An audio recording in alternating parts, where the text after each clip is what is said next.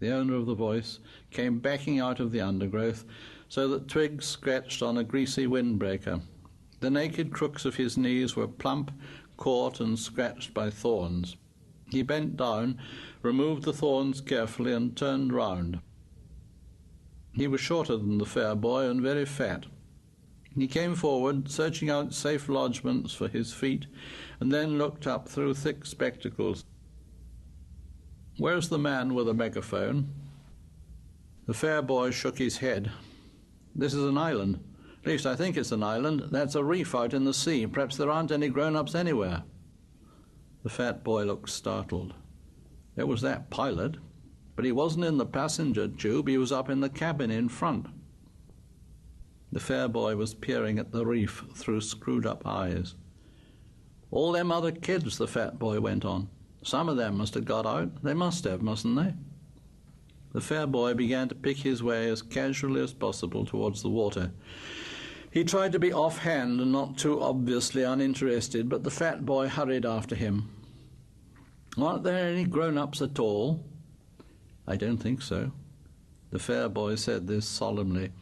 But then the delight of a realized ambition overcame him. In the middle of the scar he stood on his head and grinned at the reversed fat boy. "No grown-ups." The fat boy thought for a moment. That pilot. The fair boy allowed his feet to come down and sat on the steamy earth. "He must have flown off after he dropped us. He couldn't land here, not in a plane with wheels. We was attacked.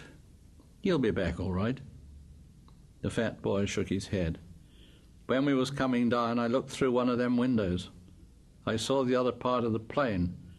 There were flames coming out of it." He looked up and down the scar. "And this is what the tube done." The fair boy reached out and touched the jagged end of a trunk. For a moment he looked interested. "What happened to it?" he asked. "Where's it got to now?"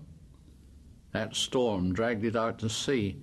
Wasn't half dangerous with all them tree trunks falling. There must have been some kids still in it."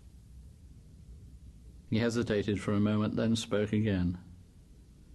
"What's your name?" "Ralph."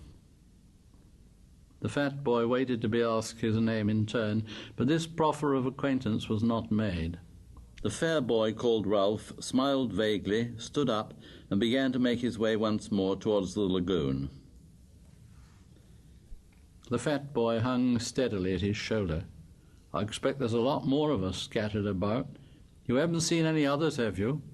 Ralph shook his head and increased his speed.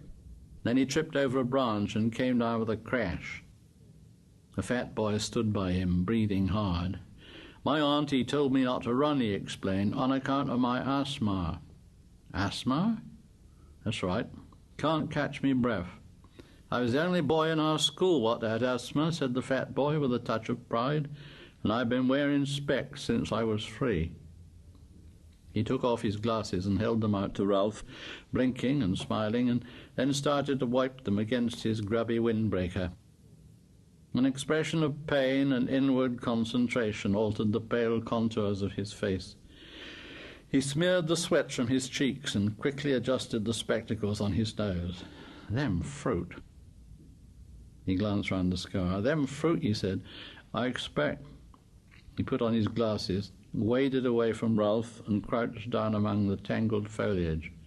"I'll be out again in just a minute."